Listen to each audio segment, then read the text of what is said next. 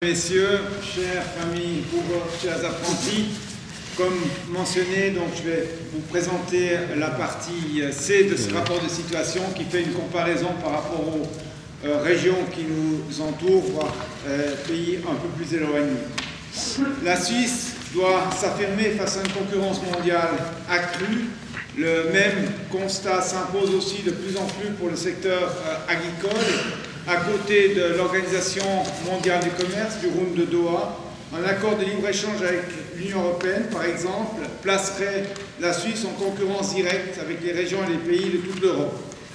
C'est dans cette optique que nous avons comparé nos situations actuelles avec d'autres régions et pays européens.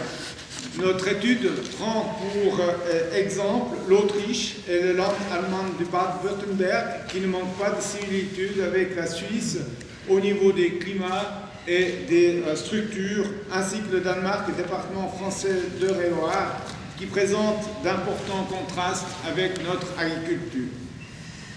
Vous trouverez des explications détaillées sur la culture de ces 4 pays et régions dans notre rapport de situation. Je me contenterai ici de parler des principales différences et des éléments les plus frappants qui se dégagent de cette comparaison. Prenons pour commencer l'Autriche et le Bade-Württemberg, dont les structures ressemblent aux nôtres. De par son relief, essentiellement constitué de collines et de montagnes, bien évidemment en Suisse, les limites de nos structures sont liées à la topographie de notre pays. Nous avons en moyenne environ des structures de 19 à 20 hectares par exploitation. La Suisse comprend cependant une part beaucoup plus importante de surface en herbe, environ 70%. Une comparaison de la situation actuelle de la Suisse avec celle de ses deux voisins montre que l'Autriche et le Bade-Württemberg affichent une proportion élevée d'exploitations gérées à titre accessoire. 60% des exploitations autrichiennes et 66% des exploitations du Bade-Württemberg pratiquent l'agriculture à temps partiel. Seule une petite minorité de paysans parvient à vivre de l'agriculture. En Suisse, 7 chefs d'exploitation sur 10 en moyenne exercent encore le métier d'agriculteur à titre principal à l'heure actuelle. On l'a vu tout à l'heure sur le transparent qui était présenté par le président Hans-Jörg Walter sur la proportion des exploitations à titre principal. Cette différence permet d'expliquer les importants écarts au niveau de la valeur de la production par exploitation qui s'avère beaucoup plus élevée en Suisse qu'en Autriche ou dans le sud de l'Allemagne. Cela dit, en Suisse aussi, la recherche d'un revenu d'appoint en dehors de l'agriculture ou l'exercice d'activités accessoires dans l'agriculture telles que l'agritourisme, la vente directe et d'autres créneaux de ce genre semblent gagner en importance depuis quelques années. Intéressons-nous à présent aux conditions radicalement différentes qui prévalent au Danemark et dans l'Eure-et-Loir. Tant au Danemark que dans l'Eure-et-Loir, le paysage est caractérisé par de grandes exploitations agricoles. 62 hectares en moyenne au Danemark et 104 hectares dans l'Eure-et-Loir. Pour rappel, la Suisse a une moyenne de 19 à 20 hectares et une proportion élevée de terres assolées, 60% au Danemark et 90% dans l'Eure-et-Loir. Une différence marquante par rapport à la Suisse apparaît lorsqu'on considère le nombre de travailleurs agricoles sur 10 hectares de surface agricole utile. Il est de 1,63 travailleurs en Suisse contre 0,31 au Danemark et 0,16 dans l'Eure-et-Loir. Tout d'abord, il paraît fort probable que les exploitations en question ont externalisé une grande partie des travaux des champs auprès d'entreprises agricoles. Ensuite, surtout dans l'Eure-et-Loir, nous sommes en présence d'agriculture à forte prédominance extensive, avec beaucoup de culture des champs et peu d'activités d'élevage. Pour finir, ces deux régions, plates, à perte de vue, permettent une exploitation mécanisée et rationnelle des terres. La richesse créée par travailleurs agricoles s'avère 2 fois plus élevée au Danemark et 3 fois plus élevée dans l'Eure-et-Loir qu'en Suisse. En revanche, la Suisse parvient à générer 60 000 € environ sur 10 hectares de surface agricole utile et se retrouve ainsi seule en tête au niveau de la création de valeur mise par rapport à la surface utilisée.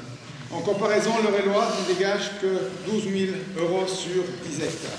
Cela tient compte à la forte concentration de culture des champs et de cultures céréalières mises à mal également ces derniers mois, dernières années, de mauvais prix qui ont eu cours sur le marché mondial.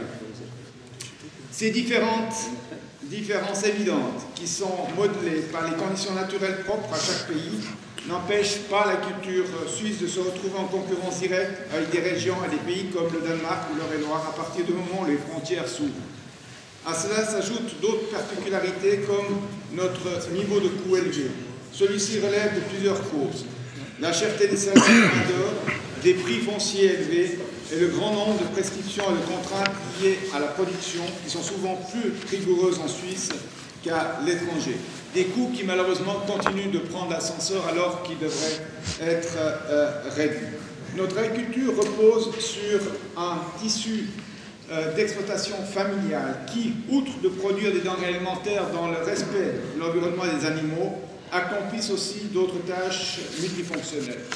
En font partie l'entretien du paysage varié, la préservation des ressources naturelles, le maintien d'activités dans les zones rurales et la conservation du patrimoine culturel suisse.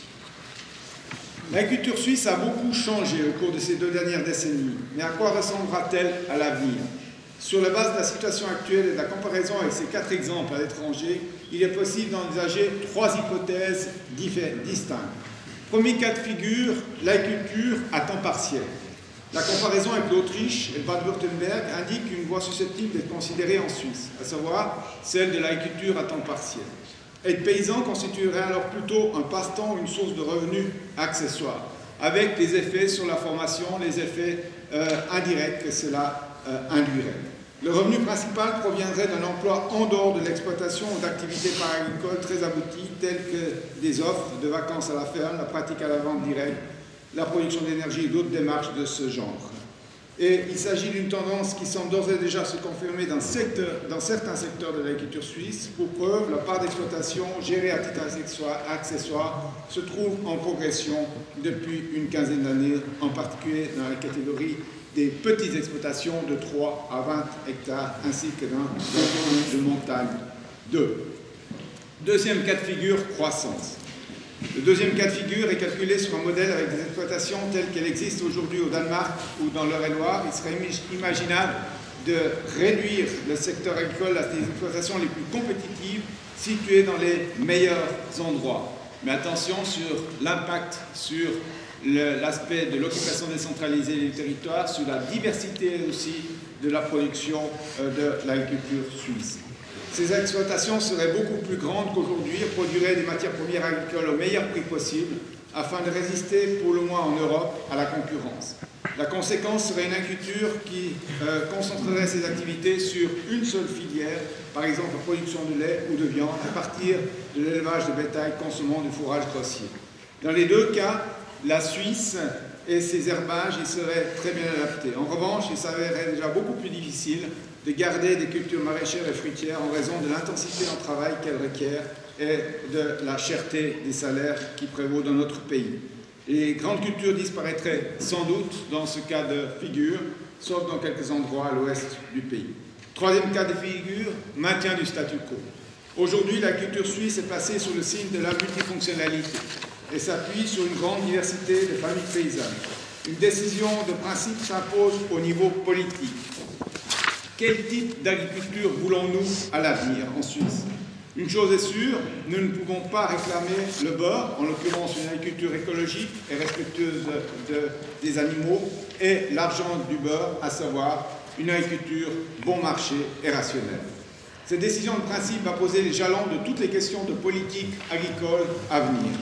Développement du système des paiements directs, mesures d'accompagnement ou révision de la loi sur l'aménagement du territoire.